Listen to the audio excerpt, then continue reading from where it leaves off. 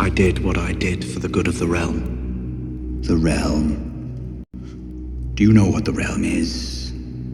It's the 1,000 blades of Aegon's enemies.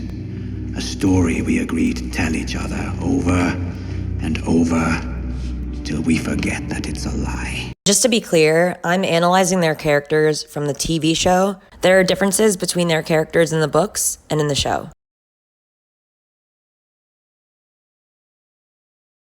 When we first meet Littlefinger, he's the master of coin in King's Landing, as well as a brothel owner. Varys is a former slave, eunuch, and the master of whisperers, nicknamed the Spider.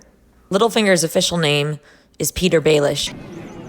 I've known your mother a long, long time. Why do they call you Littlefinger? Arya! When I was a child, I was very small. And I come from a little spit of land called the Fingers, so you see. A longtime friend of the family, with a longtime affection for Catelyn Stark that goes unreturned. How did you get here? It's a long story. One you don't like telling people. As a boy, I traveled with a troupe of actors through the free cities. One day, in Myr, a certain man made my master an offer too tempting to refuse. He gave me a potion that made me powerless to move or speak, yet did nothing to dull my senses. With a hooked blade, he sliced me, root and stem, chanting all the while. Littlefinger runs a brothel, this center of desire. Littlefinger likes to say, they invented desires that people didn't even know existed.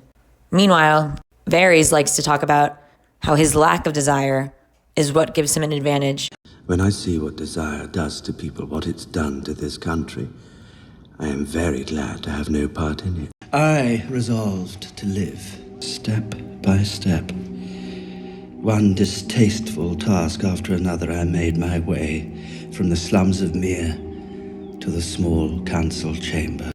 So both Varys and Littlefinger were outsiders who climbed the ranks without armies or noble names through the use of soft power and influence behind the scenes. To think, a simple word to the Queen. One shudders at the thought.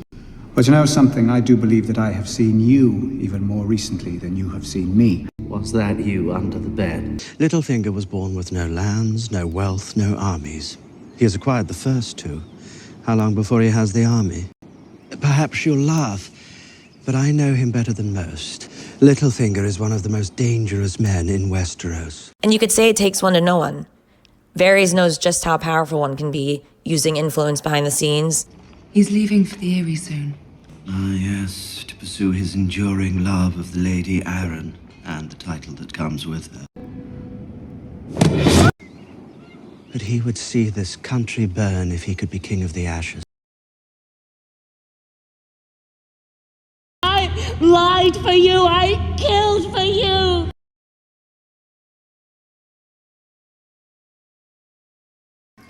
And only by admitting what we are can we get what we want. Everything, my dear. Everything there is.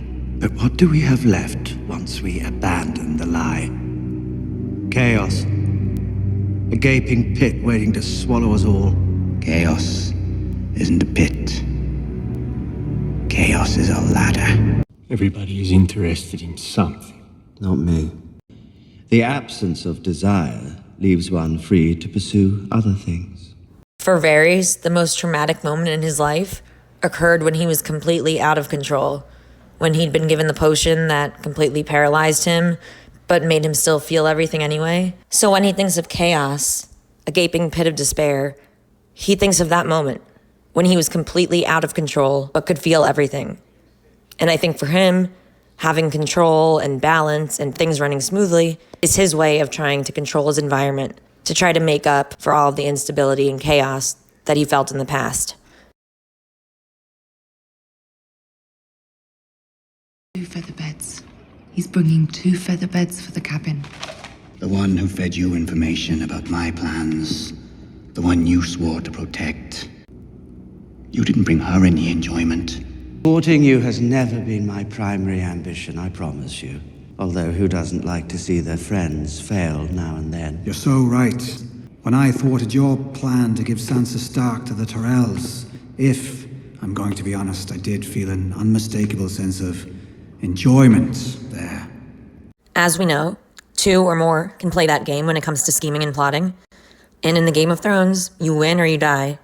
And that includes those who whisper to the Master of Whisperers. The fall breaks them. Varys and Littlefinger are with us from very early on in the show, and the both of them stay in King's Landing until about the halfway point. And then when Joffrey is poisoned, thanks in large part to Littlefinger, Sansa escapes with Littlefinger. As for Varys, he remains in King's Landing until the end of Season 4, when he helps Tyrion escape to Essos after Tyrion loses his trial by combat and is sentenced to death for the murder of Joffrey, even though Tyrion had no part in it.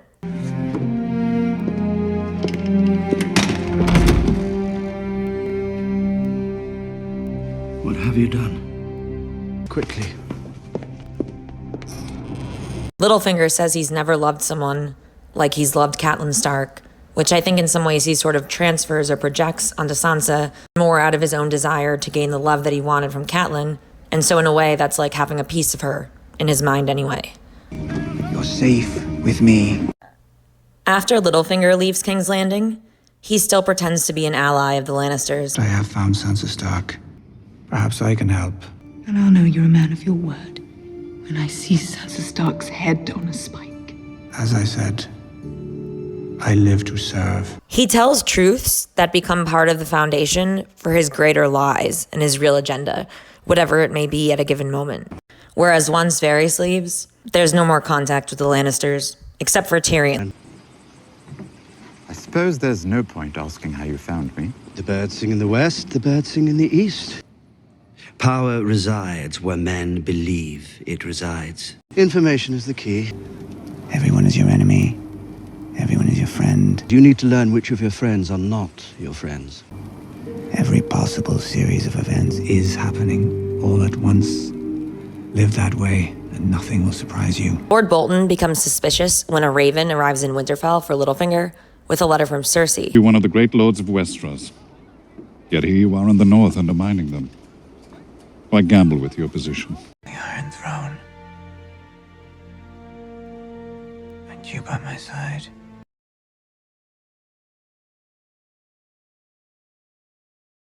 In the end, Littlefinger was outplayed by his own game. That's what you do, isn't it? That's what you've always done. Turn family against family, turn sister against sister. There's no justice in the world. Not unless we make it. It's also important to include in their legacy the fact that Littlefinger came to the rescue during the Battle of the Bastards. If it weren't for the Knights of the Vale coming along, they would have lost.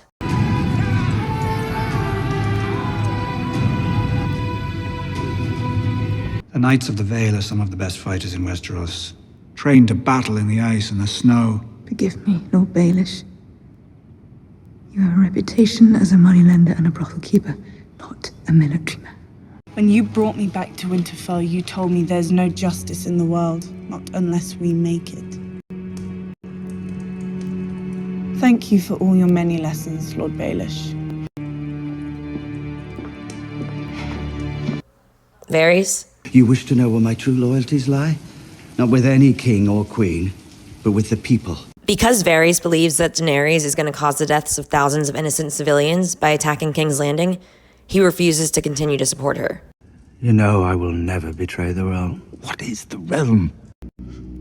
Do you know what the realm is? A story we agreed to tell each other over and over. A vast continent home to millions of people, most of whom don't care who sits on the Iron Throne. We don't know their names, but they're just as real. I will act in their interest, no matter the personal cost. Goodbye, old friend. In the end, despite their scheming and their vast network of influence, neither Littlefinger nor Varys get the ending that they envisioned, showing that chaos and order can both get swallowed by larger forces. Fire and blood. Dracarys.